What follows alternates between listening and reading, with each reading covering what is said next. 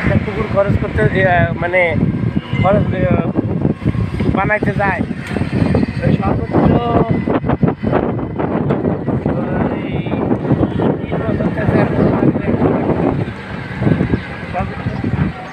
এখন মাছ আছে, মাছের পরে আবার পুকুরের চারপার দিয়ে পেঁপে গাছ লাগাবে, কলা গাছ লাগাবে, তারপরে এই যে কাজি পেয়ারা আছে না, কাজি পেয়ারা গাছ লাগাবে, যেগুলো মনে করেন 2, 4, 5 মাস 6 মাসের মধ্যে ফল দেয়, এই জাতীয় গাছ লাগাবে।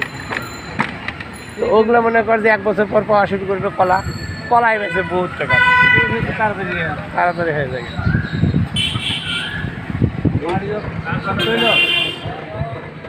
এই চারপার দিয়ে যে ফল বেছে, এই ফলেই মনে করে যে বহুত টাকা ওঠে।